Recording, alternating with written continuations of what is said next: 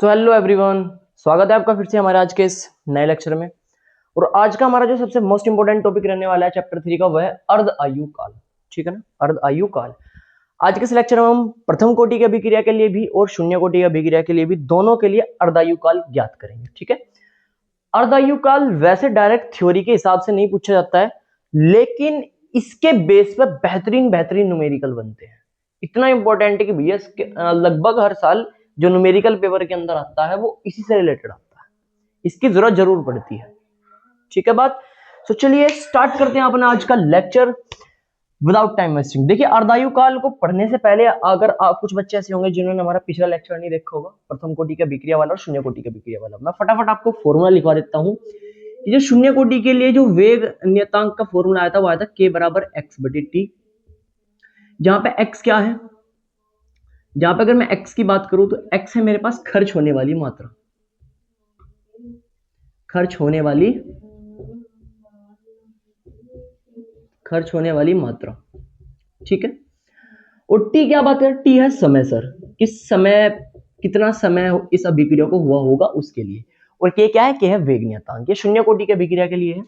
यहीं पर अगर मैं प्रथम कोटि की अभिक्रिया के लिए बात करता हूं तो प्रथम कोटि की अभिक्रिया के लिए आता है k बराबर 2.303 अपॉन में t log on the base 10 a naught upon में a नोट माइनस x। ठीक है ना, x वही है खर्च होने वाली मात्रा, a नोट क्या है सर, a नोट है मेरे पास यहाँ पे प्रारंभिक सांद्रता। इसका बहुत बड़ा रोल है भाई, प्रारंभिक सांद्रता का बताऊंगा क्या सिस्टम है। प्रारंभिक सांद्रता, ठीक है ना, टाइम टी तो टाइम हो गया, के वेग नियतांक हो गया। अभी देखो जरा, अभी प्रारंभिक सांद्रता का मतलब है कि जैसे कोई अभिक्रिया हो रही होगी, ए कोई चीज हो रही होगी बी में परिवर्तित, तो ए जब स्टार्ट हुई होगी जस्ट अभिक्रिया, एकदम जब टाइम जीरो था, यानी कि अभिक्रिया शुरू होने वाली थी, एकदम शुरू होने वाली है, बी नहीं बना है, तो उस टाइम की जो सांद्रता होगी ए की, उसे बोल देंगे प्रारंभिक सांद्रता। ठीक है ना, तो वो क्या है, ए नोट। ए नोट यहाँ पर प्रारंभिक सांद्रता है। और x क्या है, x है खर्च होने वाली मात्रा। जैसे कैसे सर, मान लो आप किसी दुकान पे गए और आपने 5 टॉफी ली, ठीक है ना, तो आपके पास प्रारंभिक सांद्रता कितनी है टॉफी की, सर 5 टॉफियां हैं। इसमें से आपने कुछ मात्रा खर्च कर दी, मान लो आपने इसमें से 2 टॉफियां खर्च कर दी, तो x मात्रा आपने खर्च करी, x मात्रा, वो x की वैल्यू कितनी है सर, 2। x मात्रा खर्च कर दी, ये x वाली क्या है, खर्च होने वाली मात्रा है, आपने 2 टॉफियां खा ली, कितनी बच गई सर, 3 बच गई। ठीक है सर, आगे बढ़ते हैं। अब ये दो चीज है, ये शून्य कोटि के अभिक्रिया के लिए है, ये प्रथम कोटि के अभिक्रिया के लिए। अब बात करते हैं सर अर्धायु काल क्या है। तो ये समय है मेरे भाई, क्या है, ये समय है। कौन सा समय है, वह समय जिस पर अभिकारक अपनी प्रारंभिक सांद्रता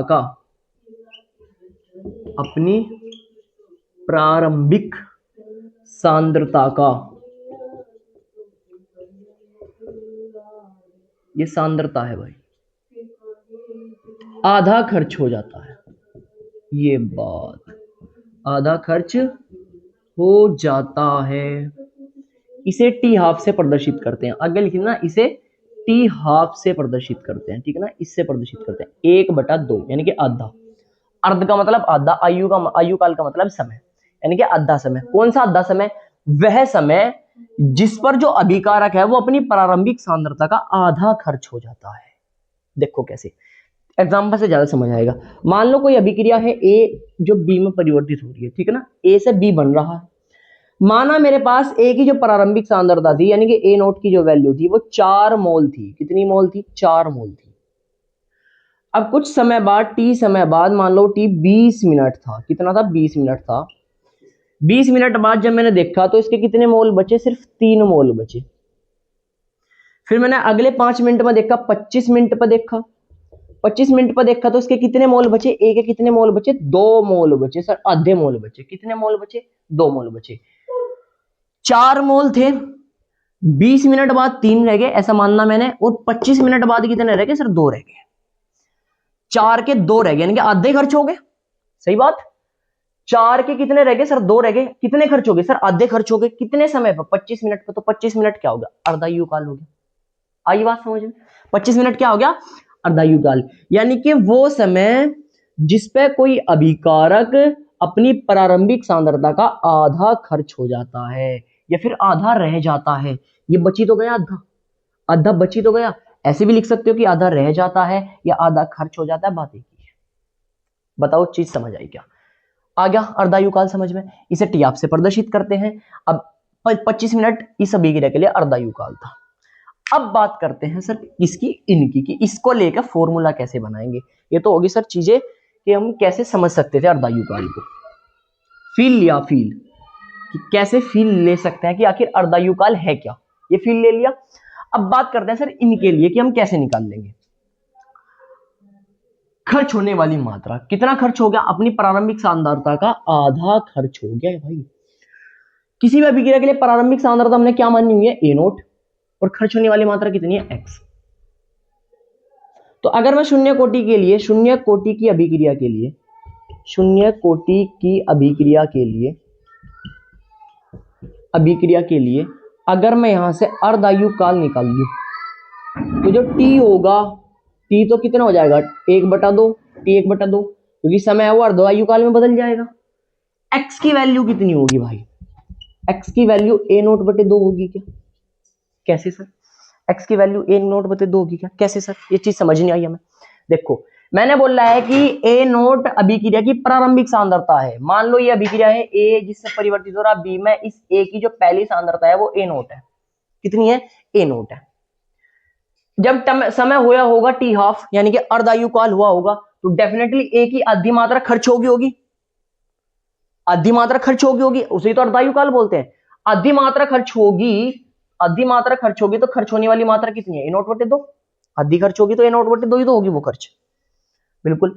और एक्स को ही तो खर्च होने वाली मात्रा बोलते हैं भाई। एक्स को ही तो क्या बोलते हैं? खर्च होने वाली मात्रा। आपके पास एक टॉफी है, मान लो आपके पास एक टॉफी है, आपने आधी खर्च कर दी, आधी खर्च कर दी मतलब 1/2 ही तो खर्च करी होगी, तभी तो आपके पास 1/2 बची होगी। मान लो आपके पास 4 टॉफी थी। कितनी टॉफी थी? 4 टॉफी थी। आधी खर्च कर दी, आधी खर्च कर दी मतलब 4/2 ही तो खर्च करोगे। मान लो आपके पास 10 टॉफी थी, 10 टॉफी थी, आधी खर्च कर दी, 10/2 ही तो खर्च करोगे। आई बात समझ में? भाई प्रारंभिक का आधा ही तो होगा, 2 से भाग दे दो। अब इसकी प्रारंभिक सांद्रता कितनी थी? ए नोट थी, तो आधी खर्च होगी यानी कि ए नोट बटे 2। आधी खर्च होगी मतलब ए नोट बटे 2, और खर्च होने की मात्रा होगी तो क्या बोल रहा था हमने? एक्स, यानी कि एक्स की वैल्यू ए नोट बटे 2। आई बात समझ? पकड़ी बात आपने मेरी।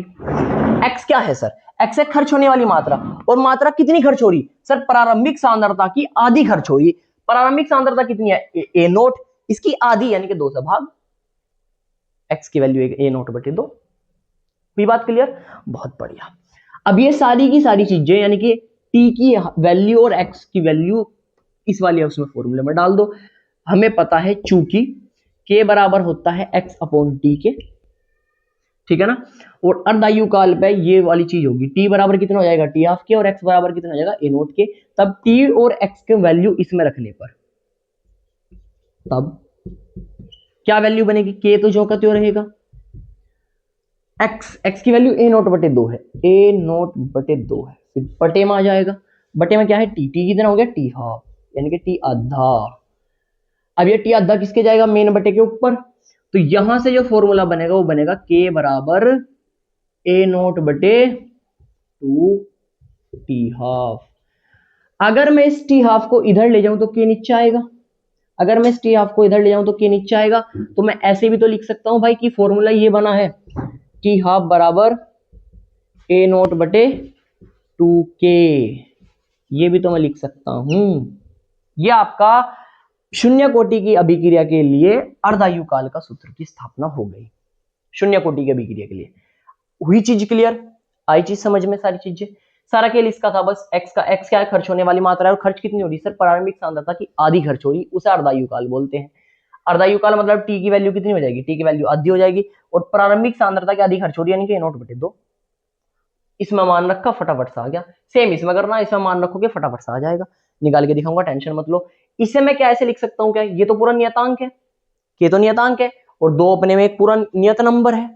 तो क्या मैं इस चीज को ऐसे लिख सकता हूं कि टी आधा अनुक्रमानुपाती है, समानुपाती है ए नोट के, ये लिख सकता हूं? क्या मैं लिख सकता हूं? ये चीज आपने थंबनेल पे देखी होगी लिखी हुई, है ना? थंबनेल पे देखी होगी, बहुत बढ़िया। अर्धायुकाल अनुक्रमानुपाती है किसके? ए नोट के, ये मैं चीज लिख सकता हूं। अब इससे आप क्या लिखोगे? इसका एक लक्षण आप यहां से लिख सकते हो। क्या लक्षण लिख सकते हो? इसका एक लक्षण आप यहां से लिख सकते हो। सर क्या लक्षण? कि शून्य कोटि की अभिक्रिया का अर्धायुकाल अभिकारक की प्रारंभिक सांद्रता पर निर्भर करता है। आई बात समझ में? क्या लिख सकते हो? चलो मैं थ्योरी बोल रहा हूं, लिख तो लोगे भाई, अभी इसमें इतनी जगह नहीं बच रही। क्या बोल रहा हूं मैं? शून्य कोटि की अभिक्रिया का अर्धायुकाल अभिकारक की प्रारंभिक सांद्रता के समानुपाती होता है, या प्रारंभिक सांद्रता पर निर्भर करता है। वही चीज मैंने आपको यहाँ पे दिखा दी है। ये पॉइंट काफी खास है क्योंकि आपको एमसीक्यू में भी पूछा जा सकता है, पहले भी शायद से पूछा गया है, ठीक है ना? और आपसे जब इसके लक्षण लिखने को बोला जाएगा तो उसमें भी आप लिख सकते हो कि जो शून्य कोटि की अभिक्रिया का अर्धायुकाल होता है वो प्रारंभिक सांद्रता पर निर्भर करता है। और इसके मात्रक की अगर हम बात करें, वेग नियतांक के मात्रक की बात करें, अगर हम के मात्रक की बात करें तो ए नोट तो सांद्रता हो गई, जो कि सांद्रता का कितना होता है? मोल पर लीटर, और नीचे क्या है? टाइम। तो इसका जो मात्रक होगा, मात्रक बहुत ज्यादा इंपॉर्टेंट है भाई, ये ध्यान रखना। इसका जो एमसीक्यू में बहुत ज्यादा बार पूछा गया, इसका जो मात्रक होगा वो होगा मोल पर लीटर टाइम, है ना? समय, समय मिनट भी हो सकता है, सेकंड भी हो सकता है, घंटे भी हो सकता है, वो आप अपने हिसाब से देख लेना जो न्यूमेरिकल में दिया होगा। आई बात समझ? अब फटाफट से आप इस सारी चीज को उतार लीजिए, फिर मैं आपको किसका समझाऊंगा? प्रथम कोटि की अभिक्रिया के लिए। उतारिए। अगर आपको मजा आ गया हो भाई, है ना, शून्य कोटि का अभिक्रिया का वेग स्थिरांक जो समीकरण है अर्धायुकाल के लिए निकालकर, तो अभी वीडियो को लाइक करके कमेंट करो भाई, और अपने दोस्तों के साथ शेयर जरूर करो। और अभी तक सब्सक्राइब नहीं करा भाई, बड़ी अनफेयर बात है। हम भी छोटे से एक शिक्षक हैं जो कार्य कर रहे हैं आपको पढ़ाने का, आपको सारी चीजें समझाने का। सबसे बड़ी बात है समझाने का, क्योंकि हिंदी मीडियम में बहुत कम टीचर हैं जो चीजें को समझा रहे हैं। सिर्फ आपसे आपको डिजिटल बोर्ड पे थ्योरी लिख के लेके आ रहे हैं और रटवा रहे हैं उस चीज को। चीजों को समझने की जरूरत है। तो चलिए अब बात करते हैं प्रथम कोटि की अभिक्रिया के लिए, ठीक है ना? किसके लिए? प्रथम कोटि की अभिक्रिया के लिए।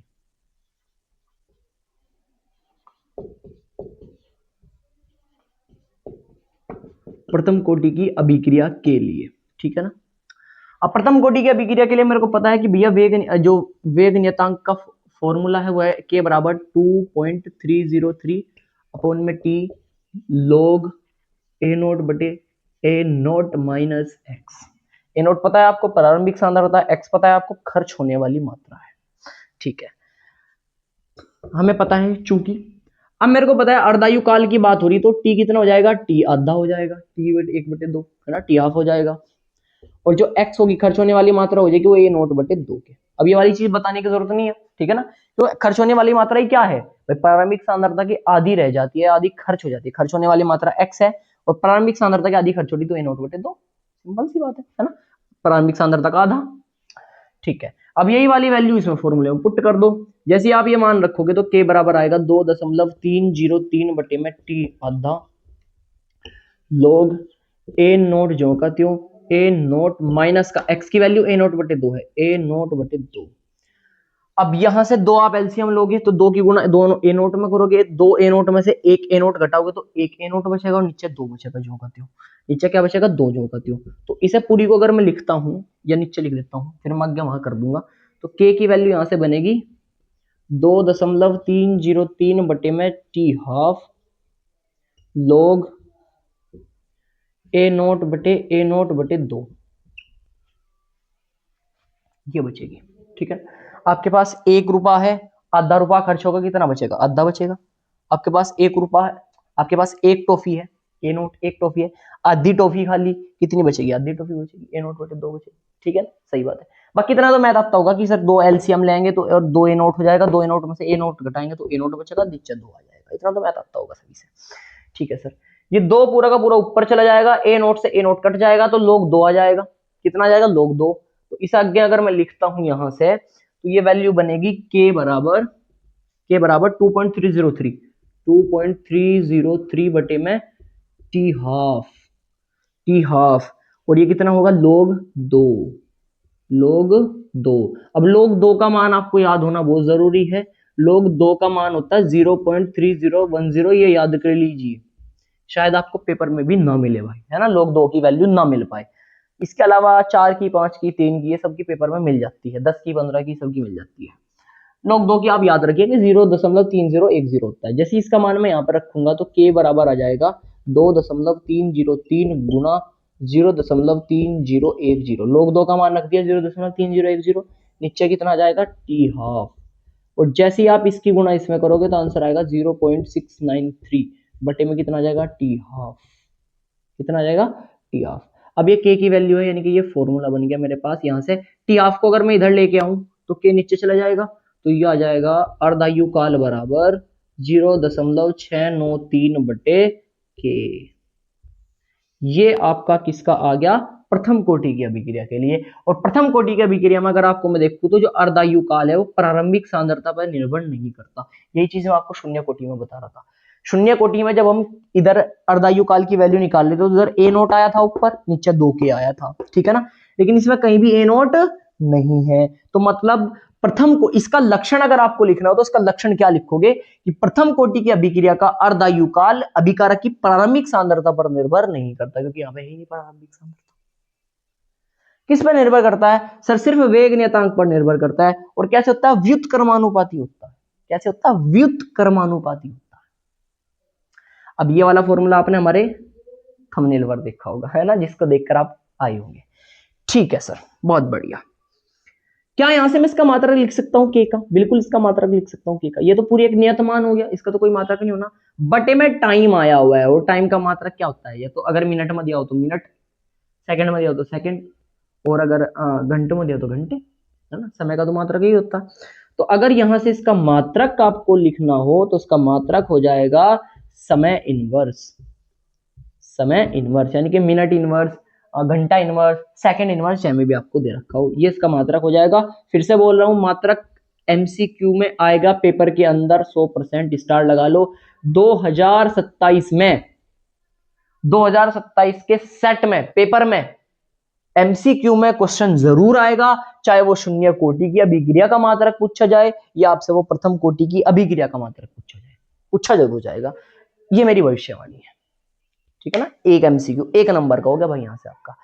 सो अगर आपको बेटा ये लेक्चर पसंद आया हो तो प्लीज चैनल को सब्सक्राइब जरूर कर लें, इससे हमें बहुत ज्यादा मोटिवेशन मिलता है और हम और ज्यादा प्रेरित होते हैं कि बच्चों को और अच्छे तरीके से चीजों को एक्सप्लेन कर पाए। ठीक है, हम सिर्फ आपके लिए हैं, हिंदी बोर्ड के बच्चों के लिए, क्योंकि हम खुद भी हिंदी बोर्ड से पढ़े हुए हैं। ठीक है, सभी यूपी बोर्ड और बिहार बोर्ड के बच्चे इस लेक्चर को देख सकते हैं। अब मिलते हैं नेक्स्ट लेक्चर में। नेक्स्ट लेक्चर में हम प्रथम कोटि का अभिक्रिया पर न्यूमेरिकल करेंगे और शून्य कोटि का अभिक्रिया पर न्यूमेरिकल करेंगे, जितने भी टाइप के न्यूमेरिकल पॉसिबल हैं सब के सब। ठीक है ना। अब मिलते हैं नेक्स्ट लेक्चर में, तब तक के लिए ओके बाय। पढ़ते रहिए, स्वस्थ रहिए।